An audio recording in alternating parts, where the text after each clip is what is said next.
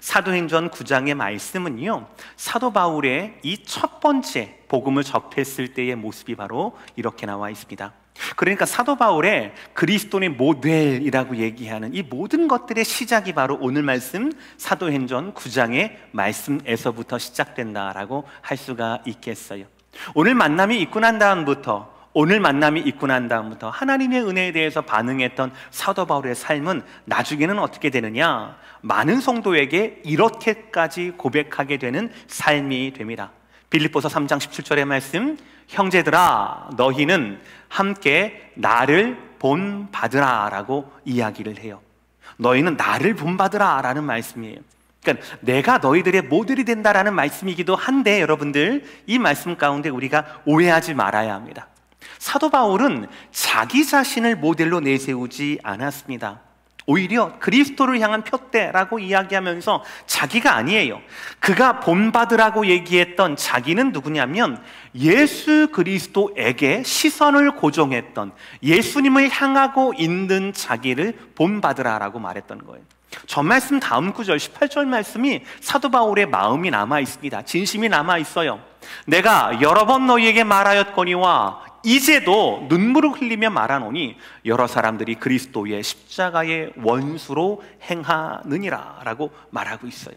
그러니까 사도 바울이 17절에서 나를 본받아라 라고 말씀했던 그 나는 바로 뭐냐면 십자가 외에는 다른 아무것도 주목하지 않는, 로마 시민권을 가지고 있지만 하늘에 진짜 내 시민권이 있다라고 말했던, 하나님과 그 십자가의 시선이 고정되었던 바울을 말했던 것이었어요. 사랑하는 성도 여러분, 오늘 말씀은 그 그리스도인의 모델, 너희는 함께 나를 본받으라 라고까지 말할 수 있었던 사도 바울의 변화의 첫 장면, 사건을 말하고 있어요. 사도 바울이 고민하고 공부하고 결단해서 나 이렇게 살아야지, 이런 인생을 살아야지 라고 하면서 나를 본받으라 라고 말씀하지 않았습니다. 오늘 첫 장면을 보시면은요, 하나님의 강권적인 만나심과 그리고 역사하심이 있었다라는 것이죠. 우리는 이러한 사도 바울의 변화의 사건을 통하여서 우리 모두가 사모하고 바라보는 그리스도인의 모델 같은 그리스도인으로서 하나님이 그를 어떻게 인도하셨고, 그리고 사도 바울은 그 인도하심 가운데 어떻게 반응에게 순종했는가를 오늘 말씀을 통하여 보려고 합니다.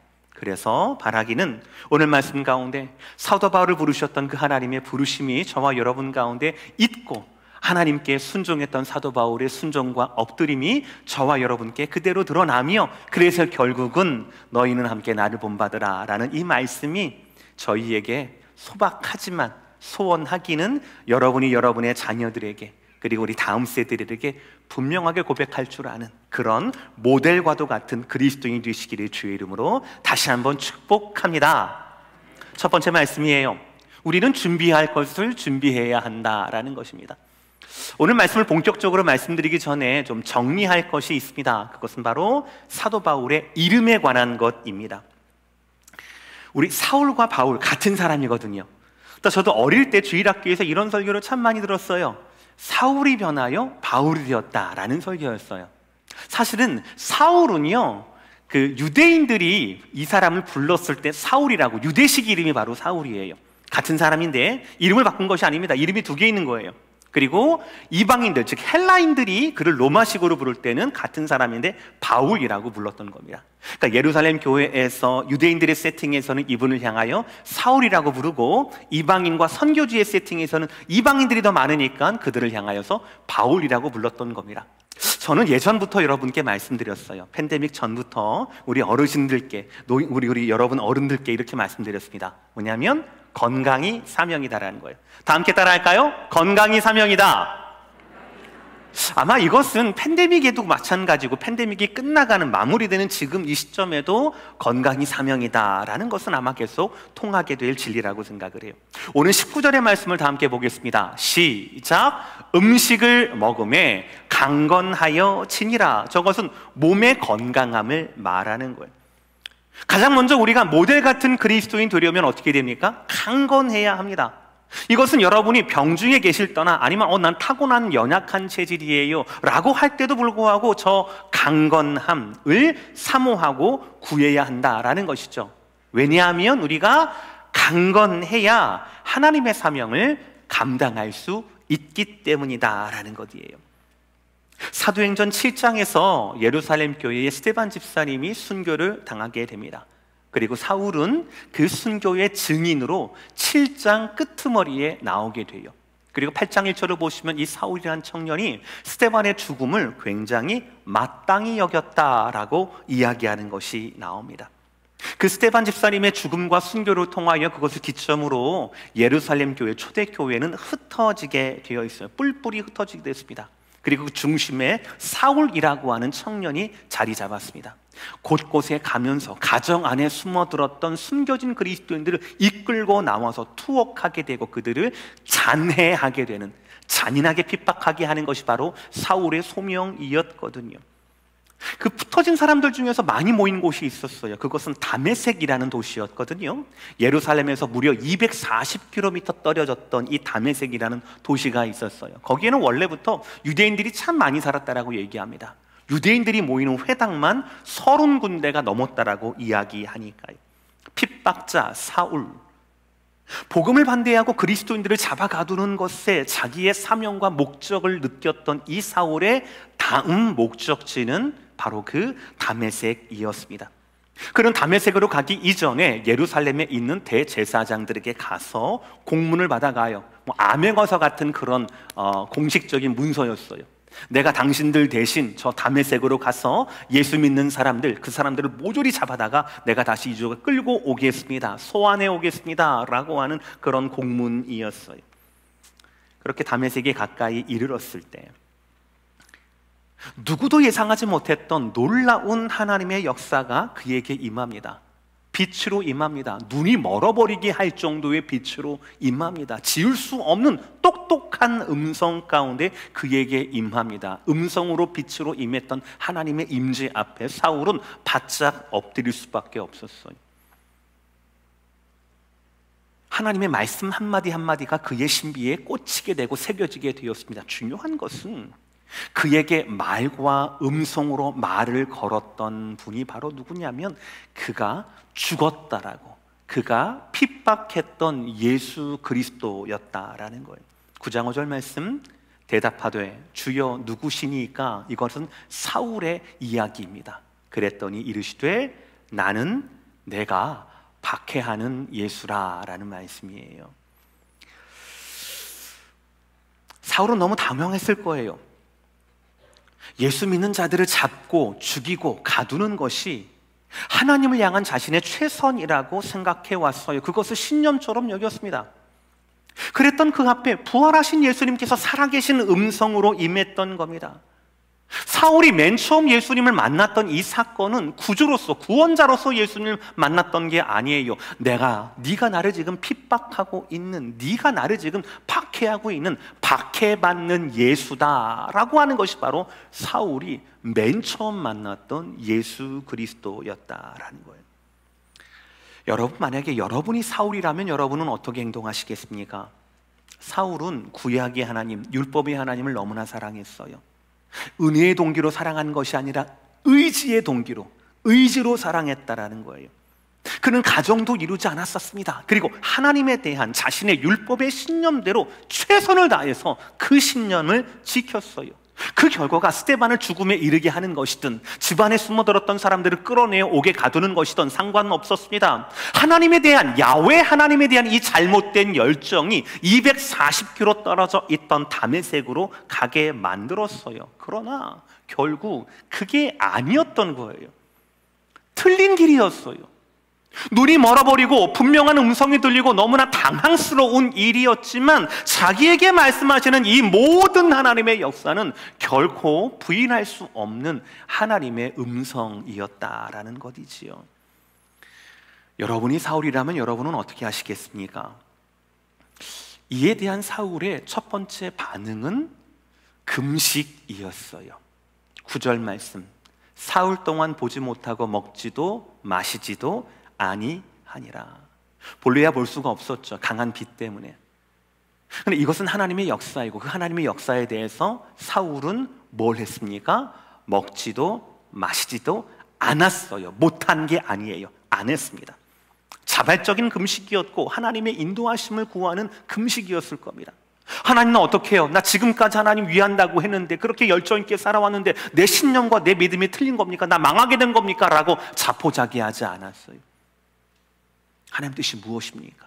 섭리가 무엇입니까? 나로 알게 하여 주옵소서 라고 목숨을 건 금식을 행했다라는 거예요. 그러는 금식의 끝에 하나님의 뜻을 찾았고, 너무나 감사하게도 그 가운데 주님이 예비하신 아나니아라고 하는 이 사람을 통하여 자신을 향한 주님의 메시지와 성령의 충만함과 그리고 세례까지 다 받게 됩니다.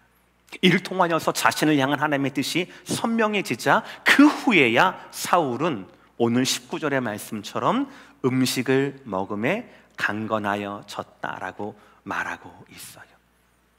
이 된 모든 일들이 사울의 입장에서는 당황스러운 일이었지만 하나님의 섭리였고 하나님의 계획이었다는 것, 중요한 것. 그는 이해할 수 없었던 하나님의 섭리에 대해서 때로는 금식함으로 반응했고, 때로는 음식을 먹음으로 다시 건강의 회복을 통하여서 반응했다라는 것입니다. 사랑 성도 여러분, 우리는 강건해야 합니다. 하나님의 뜻을 위해서 우리가 건강이면 건강, 물질이면 물질, 공동체면 공동체, 준비해야 할 것들이 있다면 하나님의 뜻에 맞추어서 그 뜻에 순종하여서 우리는 준비할 것들을 준비해야 합니다. 때로는 금식하고 기도할 때가 있어요. 그러나 그 가운데 하나님의 뜻을 찾았다라면, 말씀을 받았다라면 이제는 음식을 먹고 강건해야 합니다. 준비해야 할 것들을 준비해야 합니다. 그래야 내게 찾아오신 주님의 뜻을, 성령 충만과 세례를 통한 내게 새로운 삶을 허락해 주신 주님의 뜻을 우리가 이룰 수가 있기 때문에 그렇다라는 것이죠. 오늘 두 번째 말씀은 분명한 목적이 있어야 한다라는 거예요. 사울의 회복은 육체만의 회복을 말하지 않습니다. 19절 하반절의 말씀이에요. 사울이 다메섹에 있는 제자들과 함께 며칠 있을새 환상을 통하여 주님을 만났어요. 눈이 멀었어요. 금식했습니다. 회복도 하는 과정을 거칩니다. 그러면서 하나님께서는 그에게 몸의 회복뿐 아니라 누굴 붙여주셔요? 다메섹의 숨은 제자들, 다메섹에 숨은 그리스도인들을 그에게 붙여주셔요. 함께 며칠 동안 동거하게 됩니다. 이거 참 재밌는 장면이기도 해요. 왜냐하면 지금 다메섹의 제자들은 이 사울 때문에 피해 숨어있는 자들이에요. 발견되면 큰일 나니까. 또 사울은 누구였습니까? 다메섹에 그 일이 있기 전에 이들을 쫓아다니고 찾아다니는 사람이었어요. 그런데 이 반대되는 사람, 쫓기는 사람, 그리고 쫓는 사람이 지금 함께 동거하고 있는 거예요. 왜요? 한 가지 이유밖에 없죠. 복음이 사울을 변화시켰기 때문이에요. 복음이 다메섹 이 제자들을 지배했기 때문이었습니다. 사울과 그리고 이 다메섹 제자들은 전혀 다른 사람이었지만, 전혀 다른 과거를 가지고 있었지만, 오직 한 가지 복음으로 말미암아 하나가 되는 동거하는 복음의 공동체가 되었다라는 것입니다. 이렇게 하나님은 사울의 건강과 육체를 회복하실 뿐 아니라 사울의 잃어버렸던 공동체를 다시 회복해 주셔요. 저는 사실 오늘 말씀을 준비하면서 이 짧은 구절에 참 많은 은혜를 받게 되었습니다. 다메섹의 이 이름 없는 제자들의 이름도 나오지 않아요. 그런데 이분들이 사울을 받아들였다라는 거예요. 사울을 품었다라고 하는 사실이에요.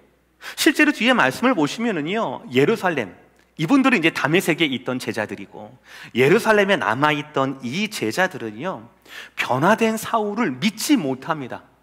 왜냐하면 그 예루살렘 사람들이 알고 있던, 성도들이 알고 있던 사울의 과거가 너무나 무서울 정도로 확실했거든요. 26절의 말씀이에요. 사울이 예루살렘에 가서 제자들을 사귀고자 하나 다 뭐라고요? 두려워하여 어떻게 그의 제자됨을 믿지 아니하니 라고 되어 있어요. 이게 바로 사울이었어요. 사울의 과거였습니다. 그러나 어쨌든 간에 다메섹에 있던 제자들은 사울을 받아들입니다. 사울을 향한 이해할 수 없는 하나님의 뜻을 신뢰했기 때문에 사울을 받아들이고 사울을 품게 됩니다. 그래서 며칠 동안 동거할 수 있었던 거예요. 제가 그냥 예상하기로는 19절의 말씀과 20절의 말씀을 이어서 읽으면서 예상하기로는 그 며칠 동안 분명히 이 다메섹에 숨은 제자들은 사울의 육체적인 회복을 도왔을 것이다. 또한 혼란스러운 가운데 눈은 멀어버리고 생각은 또 얼마나 많아졌겠어요. 혼란스러운 가운데 금식하면서 예수님에 대해서 물음을 이 제자들이 듣고 답변했을 거예요. 그리고 기회가 되면 될수록 복음을 차근차근 이 사울에게 설명했을 겁니다. 그리고 하나님께서 아나니아를 통하여서 너에게 말씀하셨던 그 하나님의 사명을 사울에게 이해시켰을 겁니다. 그 며칠 동안이 바로 그런 온전한 사명의 회복, 공동체의 회복, 영적인 회복을 분명히 도왔다라는 거죠. 그랬기 때문에 20절의 말씀이 이어질 수 있었어요. 다 함께 읽읍시다. 20절 시작. 즉시로 각 회당에서 예수가 하나님의 아들이심을 전파하니. 아멘. 아멘. 사랑하는 성도 여러분, 하나님께서 왜 사울의 육체를 회복하게 하셨습니까? 하나님께서 왜 사울에게 제자 공동체를 피하지 않고 그를 회복하게 하셨습니까? 또 반대로 왜 다메섹의 제자들은 사울을 받아들이고 사울을 도울 수 있었습니까? 거기에는 분명한 하나님의 목적이 있다라는 거예요. 이게 오늘 포인트예요. 오늘 말씀의 포인트는 바로 이겁니다. 사울이 얼만큼 변했는지, 얼만큼 비포 앤 애프터가 얼마나 달라졌는지 대단하지 않습니까? 이게 아니에요. 사울의 대단함을 말씀드리는 게 아니에요. 사울의 변화는 하나님의 사명을 위한 것이고, 사울의 변화는, 사울의 회복은 하나님의 목적이 있었다라는 것입니다. 그 하나님의 목적 가운데 사울은 금식함으로, 강건함으로 아버지에게 순종하게 되었고, 그리고 다메섹에 있는 제자 공동체는 그 사울에 대한 하나님의 뜻을 이루기 위하여서 그를 품고 섬기게 되었다라는 그 말씀이에요. 이 복음 전파의 사명, 즉시로 각 회당에서 예수가 하나님의 아들이심을 전파하니라고 하는 이 복음 전파, 하나님의 진짜 목적은, 그의 몸을, 그의 공동체를 회복하셨던 진짜 목적은 바로 이 복음 전파에 있었다라는 사실이에요. 여러분, 물론 우리는 건강해야 합니다. 왜 건강해야 합니까? 연로하셨으니까요? 병이 많으니까요? 팬데믹이지만 병원 가기가 좀 두려우니까요? 팬데믹의 기간이니까요? 네, 맞아요. 맞아요. 그러나 그것보다도 더 중요한 게 있어요. 왜 건강해야 합니까? 우리의 건강을 향한, 인생을 향한 하나님의 목적이 있기 때문에 그래요. 우리가 건강하지 않더라면 청지기 역할할 수 있습니까? 어머니 노릇할 수 있습니까? 아버지 구실할 수 있습니까? 건강하지 않다라면 우리는 그건 못하는 거예요.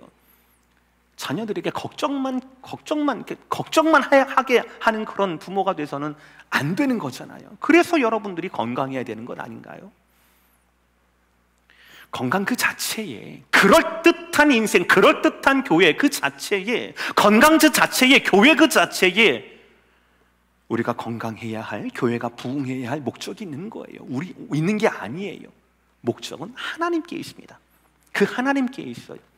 다시 한번 20절 말씀, 다시 한번 시작. 즉시로 각 회당에서 예수가 하나님의 아들이심을 전파하니. 사울이 전한 복음은 너무나 간단한 한마디였어요. 예수가 하나님의 아들이시라는. 사울은 이후에도 같은 복음을 전합니다. 화려한 미사여구 사용하지 않습니다. 수사학을 사용하지 않습니다. 동원하지도 않아요. 22절, 사울은 힘을 더 얻어 예수를 그리스도라 증언하며. 데살로니가에 있던 첫 회당의 전도에서도 마찬가지였어요. 내가 전파하는, 너희에게 전하는 이 예수가 곧 그리스도라 하니. 거기에서 복음 전하다 쫓겨나요. 또 쫓겨나요. 베레아를 거쳐서 아덴에 철학자들이 드글들이 있는 곳으로, 그곳으로 갑니다. 그러나 그는 거기에서도 똑같은 복음을 전합니다. 17장 18절의 말씀, 이는 바울이 예수와 복음을 전하기 때문이러라. 아멘. 목적을 잃어버리면, 부르심을 잃어버리면, 사명을 잃어버리면 우리는 아무것도 아니에요. 목적을 잃어버리면 아무것도 아니에요. 하나님의 목적을 잃어버리면 하나님의 성도, 하나님의 피값으로 세우신 교회는 아무것도 아니라는 거예요. 사랑하는 성도 여러분, 우리는 우리를 부르신 하나님의 목적에 충실해야 합니다. 거기에만 집중해야 합니다. 오늘 그리스도인의 모델로서 사울은 변화받았어요. 세례와 성령의 충만함을 받았습니다. 복음을 배웠습니다. 건강과 공동체로 회복할 수 있었어요. 이 모든 것들 하나님의 역사였습니다. 그리고 이 모든 것들은 한 가지 목적을 향해 나아갑니다. 그것이 뭐예요? 20절에 즉시로 나가 복음 전파하는 것이라는 거죠. 우리도 그래야 합니다. 우리가 들은 복음이 사울이 들은 복음과 다르지 않기 때문에 그래요. 우리가 만난 예수님이 사울을 만나주신 예수님과 다르지 않다라는 것이죠. 그렇다면 우리에게도 사울과도 같은 부르심이 있다라는 거죠. 사명이 있다라는 겁니다. 마지막 세 번째, 이 모든 복음은 나로부터 시작되어야 한다라는 것이, 사울의 이 거침없는 복음 전파와 사울의 변화에 대해서 사람들의 반응이 있어요. 21절, 듣는 사람이 다 놀라 말하되 이 사람이 예루살렘에서 이 이름을 부르는 사람을 멸하려던 자가 아니냐, 여기 온 것도 그들을 결박하여 대제사장들에게 끌려가고자 함이 아니냐 하더라. 이들은 사울이 누군 줄 알았어요. 왜 여기 있는지 알았어요. 그러니까 더욱 놀란 거예요. 21절에 보시면 한글역으로 그들이 놀랐다라고 얘기하잖아요. 근데 이것은 한글 번역이 굉장히 약하게 된 겁니다. 놀라다라는 저 단어는요, 원래 뜻이 뭐냐면 제정신이 아니다, 미쳤다라는 굉장히 강한 어조예요. 그들은요, 사울의 이 과거를 알았어요. 사울의 동기를 알았어요. 사울이 여기 왜 있는지 알았어요. 그런데 며칠 만에 이렇게 변해버린 사울의 이 변화가 믿기 힘든 거예요. 그러니까 뭐라고 생각할 수밖에 없는 거예요? 미쳤다라고 생각할 수밖에 없었던 거예요. 또 있어요. 22절 말씀, 다메섹에 사는 유대인들을 당혹하게 하니라. 사울이 전한 그 변화와 사울이 전한 그 복음 전파는요, 다메섹에 있던 다른 유대인들을 당혹하게 했습니다. 이것은 정신적인 혼동, 당황을 말합니다. 도대체 지금 뭔 일이 일어나고 있는지 파악이 안 되는 거예요. 그들은 놀라고 당황해 했습니다. 환영하지 않았어요. 놀라고 당황해 했습니다. 그리고 어느 정도 시간이 지났어요. 정신을 차리기 시작했습니다. 정신 차리고 난 다음에 그들은 사울의 변화에 대해서, 사울이 증거하고 있는 복음 전파에 대해서 어떻게 대응했는지 아십니까? 똑같아요. 예수님에게 그 복음을 막으려던 자들이 사울이 전했던 복음도 같은 방식으로 막습니다. 더 나아가 저와 여러분이 하나님의 잃어버린 목적을 회복하고 그 목적대로 성도다운 성도, 교회다운 교회, 목사다운 목사로 살려다 보면은 세상은 우리 가운데 똑같이 도전합니다. 23절의 말씀 제가 읽을게요. 여러 날이 지남에 유대인들이 사울 죽이기를 공몽하더니, 여러분, 하나님의 목적대로 살아가는 것, 하나님의 부르심대로 사명을 행하는 것, 복음을 전파하는 그 길은 결코 꽃길이 아닙니다. 예수님의 복음을 전한다라는 것과 예수님처럼 살아야 한다라는 것은 두 가지가 아니에요. 하나예요. 그래서 그 길을 우리는 사명의 길이라고 부르는 거예요. 안다고 갈 수 있는 길이 아니에요. 가야 깨달을 수 있는 길이 바로 그 사명의 길, 십자가의 길이라는 거죠. 그러나 여러분, 너무 겁먹지 마시기를 바랍니다. 지금까지 사울을 만나주신 분이 누구예요? 사울을 변화시켜 주신 분이 누굽니까? 사람들을 통하여 사울을 충만하게 하고 회복하게 하신 분이 누구십니까? 그러니까 앞으로도 사울에게 능력을 주시고 사울이 바울에게, 즉 나로 나된 것은 내가 아니라 하나님의 은혜다라고 하실 분이 바로 하나님이시고, 그 하나님이 지금 사울과 함께 하신다라는 거예요. 22절에 다시 한번 사울은 힘을 더 얻어. 저 말씀은 수동태예요. 신약 성경에 저 동사가 7번 쓰이거든요. 근데 저것은 한결같이 대부분이 믿음과 영적인 면에서 하나님의 일방적인 부어주심, 하나님의 능력으로 말미암아 하나님의 사람이 더욱더 강건하게 된다라는 것을 의미합니다. 마치 로마서에 나와 있는 아브라함처럼 말입니다. 잠깐 읽어드릴게요. 로마서 4장 19, 20절 말씀, 아브라함의 이야기입니다. 그가 100세나 되어 자기 몸이 죽은 것 같고 사라의 태가 죽은 것 같음을 알고도 믿음이 약하여지지 아니하고 믿음으로 견고하여 져서 하나님께 영광을 돌리며, 저기에서 믿음으로 견고하여 져서라는, 자기 믿음이 자기 확신으로 이럴 거야 저럴 거야 이것도 해줄 거야 저것도 해줄 거야 이렇게 견고하게 된 게 아니라는 거예요.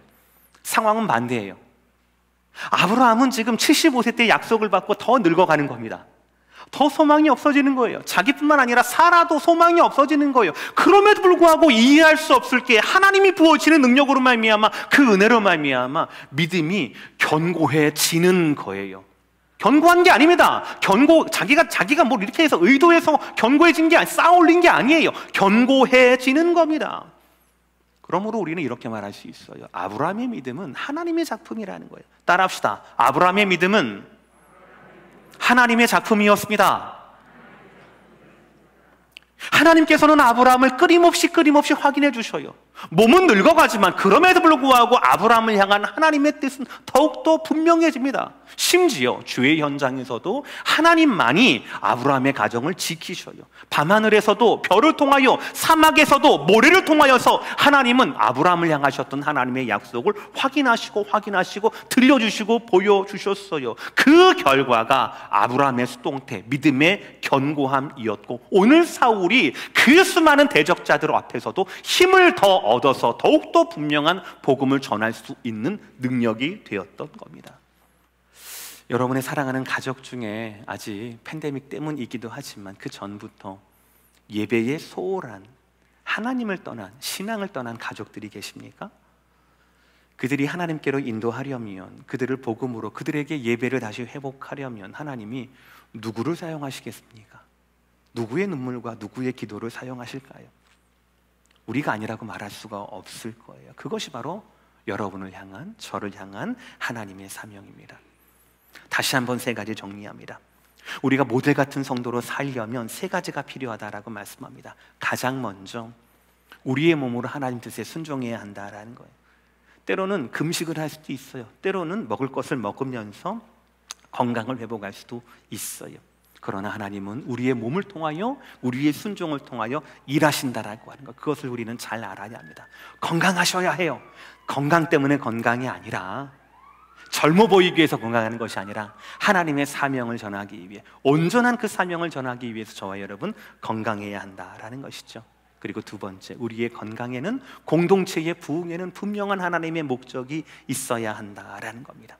육체와 공동체의 회복을 겪고 난 후에 사울은 즉시로 나가서 복음을 전했습니다. 그가 받은 복음 그대로 전했어요. 복잡하고 어려운 얘기하지 않습니다. 내가 어쩌다가 변호하지 않았어요. 복음을 전했습니다. 많은 사람들이 놀랐습니다. 미쳤다라고 얘기해요. 당혹해했습니다. 그럼에도 불구하고 그는 예수가 하나님의 아들이심을, 예수가 그리스도이심을 전하는 것을 멈추지 않았다라는 거예요. 그는 이 목적을 향하여서 자기가 할 수 있는 모든 것을 행했다라고 말씀하고 있어요. 마지막으로 이 십자가 복음은 저와 여러분으로부터 흘러야 한다라는 거예요. 말씀드린 대로 십자가를 사랑하는 것과 십자가를 전하는 것, 그리고 또 십자가의 원리대로 살아가는 것, 어느 것 하나 다르면 안 돼요. 우리가 십자가를 사랑한다라면 부활을 위한 고난 또한 품을 줄 알아야 한다라는 겁니다. 저와 여러분이 된 것이 우리의 능력이 아니었습니다. 의지의 결단이 아니었어요. 모두가 다 하나님의 은혜였습니다. 지금까지 그랬고요, 앞으로도 그러실 것입니다. 그렇다면 우리가 알고 있고 성경에서 말씀하고 있는 하나님의 사람을 더욱더 하나님의 사람답게 만드는 하나님의 은혜, 하나님의 주의, 하나님의 그 주도하심, 하나님의 섭리, 그것을 더욱더 견고하게 붙잡을 수 있는, 확실하게 붙잡고 나아갈 수 있는 저와 여러분, 우리 모든 오렌지 카운티 제2장로교회 성도가 될 수 있기를 주의 이름으로 축복하고 또 축복합니다.